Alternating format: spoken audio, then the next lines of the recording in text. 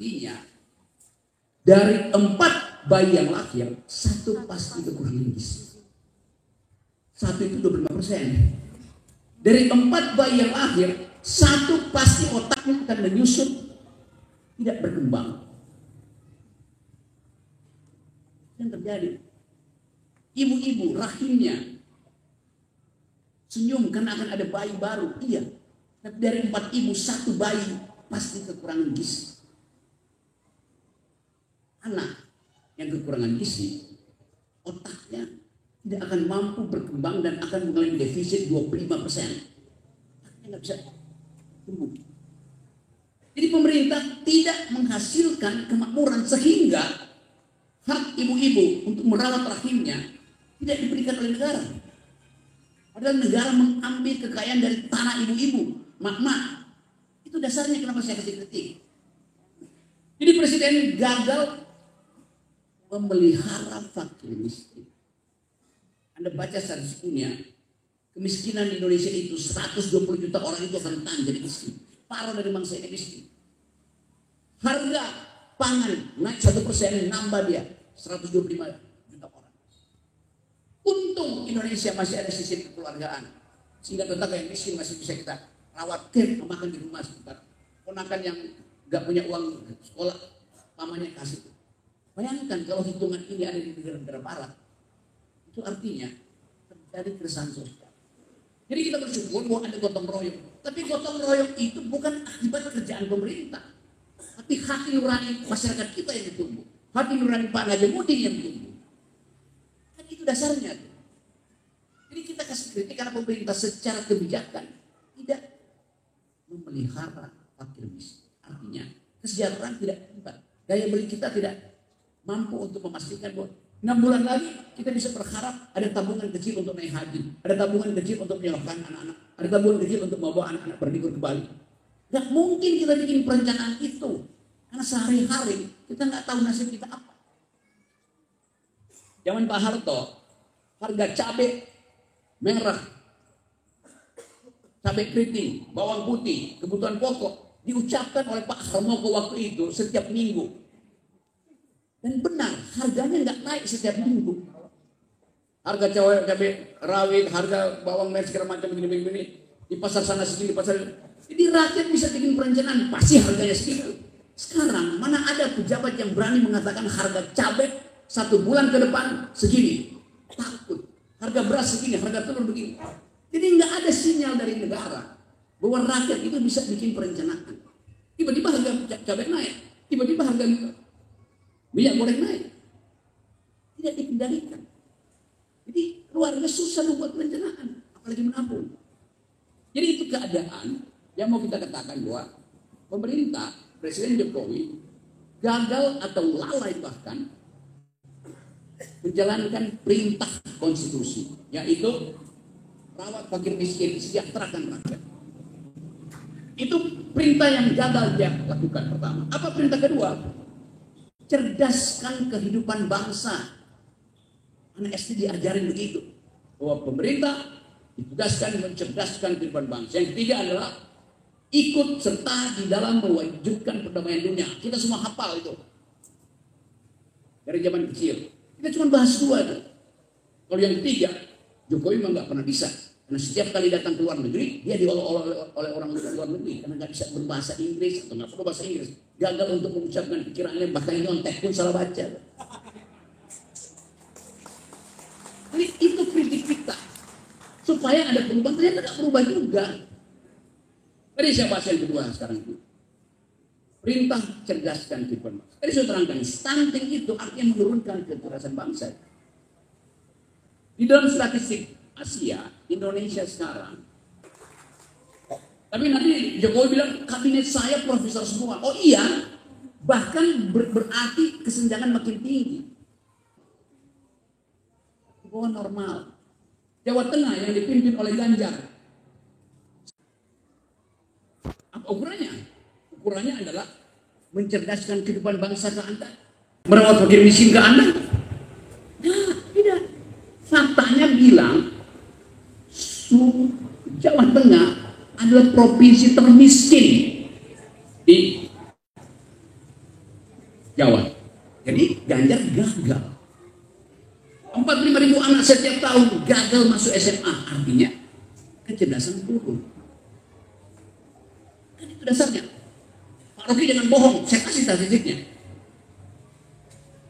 Angka kemiskinan di Indonesia 8,9%. Angka kemiskinan di DKI 7%. Angka kemiskinan di Jawa Tengah 9,8%. Jadi dia di atas rata-rata nasional. Sementara DKI di bawah rata-rata nasional. Di DKI bertumbuh lebih bagus dibandingkan dengan rata-rata nasional. Jawa Tengah turun di bawah rata-rata nasional. Jadi dengan kata lain, DKI mensubsidi Jawa Tengah. Begitu cara berpikir statistik. Kalau orang bertanya, itu berarti Anies mensubsidi Ganjar? Ya memang begitu terjadi. Anda pro apa nggak pro, faktanya begitu. Kemiskinan di Jakarta lebih rendah dari kemiskinan di Indonesia. Kemiskinan di Jawa lebih tinggi dari kemiskinan di Indonesia. Artinya Jakarta mensubsidi Jawa Tengah. Jadi siapa yang berhak untuk jadi calon presiden? Masuk akalnya begitu. Ya kalau saya pasti jadi presiden atau saya dari Jawa Timur. Jadi teman-teman, fungsi dari kritik adalah menunjukkan jalan pikiran yang sesat. Etika politik dimulai dari kejujuran memberi kritik. Gampang, statistiknya ada, semua kita bisa lihat. Apalagi misalnya kalau ditanya, sekarang di dunia ini, termasuk di Indonesia, ada kurang lebih 27% anak muda yang tidak mau menentukan pilihan, namanya swing voters. Dia nggak mau menentukan pilihan. Kenapa? Kalau saya bercakap dengan mereka bilang begini, bagi kami anak muda ada dua hal yang membuat kami resah. Kenapa?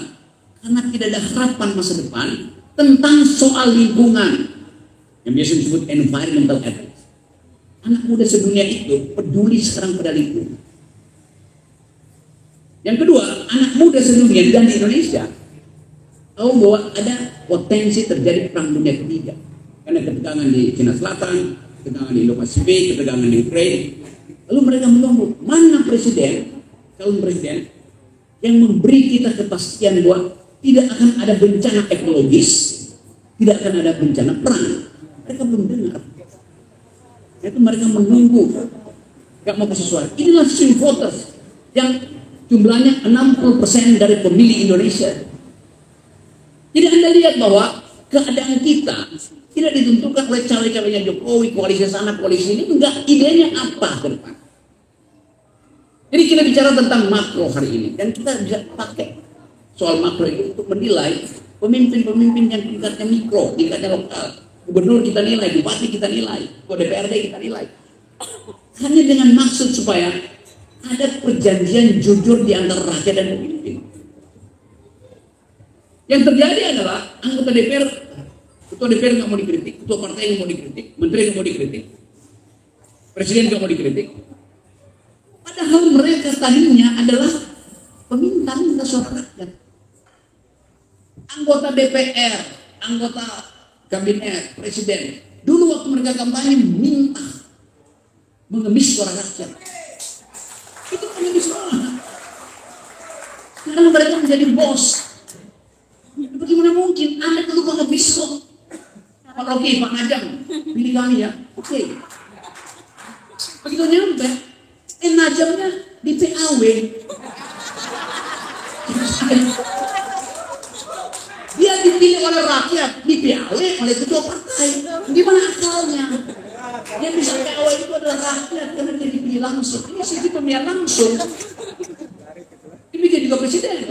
Ditegur oleh rakyat dia marah, ditegur oleh buruh dia marah. Coba bayangin bagaimana tipu-tipunya itu. Omnibus Law udah dinyatakan itu tidak legal oleh Mahkamah Konstitusi. Lalu dicari akal. Kalau undang-undangnya tidak legal, keluarkan Perpu. Perpu itu pengganti undang-undang yang nggak perlu dibahas di DPR. Isi Perpunya sama dengan Omnibus Law. Lalu perpu itu dinaikkan jadi undang-undang. Gila di negeri ini, bukan negeri ini, pemimpin negerinya. Jadi Anda bayangkan, negeri ini ada kepala negara, kepalanya tidak ada isinya. Bahaya betul. Saya pernah lihat di mana-mana. Anda menghina Jokowi? Enggak, saya nggak menghina. Anda perjanjian bahwa kepala negara itu harus berpikir. Yang dia pikirkan sekarang adalah keselamatan dia setelah lengser. Itu disebutkan. Gak ada dipikirkan tentang harga bahan pokok.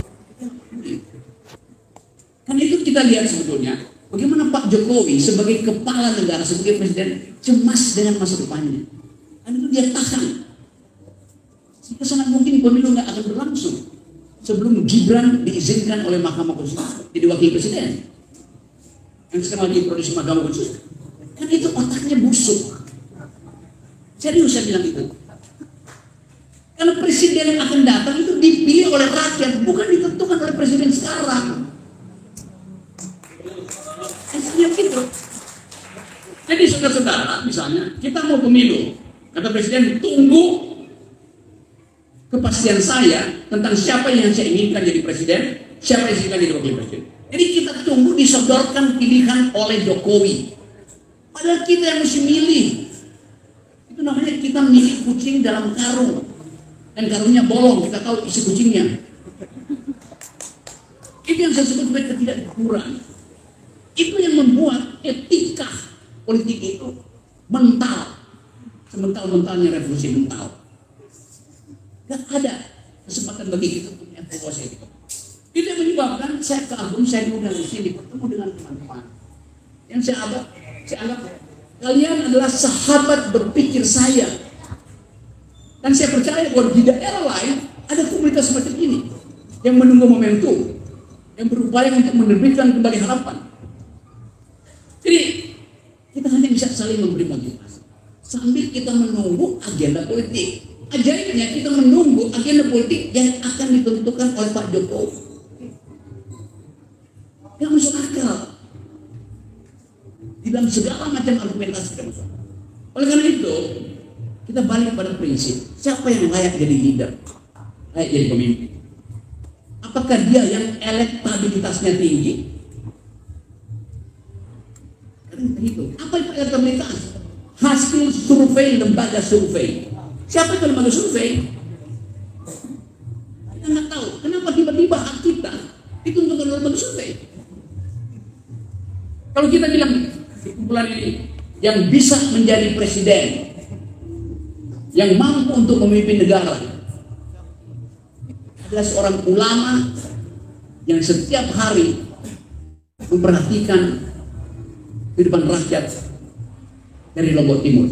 Oh nggak bisa, nggak ada dalam survei. Kalau begitu yang dalam survei siapa? Oh si B yang punya 30 perusahaan, 300 perusahaan lainnya terselubung di luar negeri. Kita nggak tahu dia siapa. Tiba-tiba jadi calon wakil presiden. Kenapa? Karena balihonya dipasang di mana-mana. Sementara baliho seorang yang jujur tidak mungkin dipasang karena dia nggak bahkan mampu untuk membiayai kertas lembar untuk mengatakan dia jujur. Jadi orang yang punya uang bisa sesuka-sukanya memanipulasi opini publik. Balihonya besar, otaknya kecil. Masa kita pilih yang begitu kan? Ini akan ada ukuran. Siapa yang berhak dan boleh kita loloskan? Bukan dia yang punya elektabilitas, tapi pertama-tama dia yang punya etikabilitas atau moralitas. Kejujuran itu pertama-tama. Kebaikan hati ada pertama-tama. Solidaritas ada pertama-tama. Itu namanya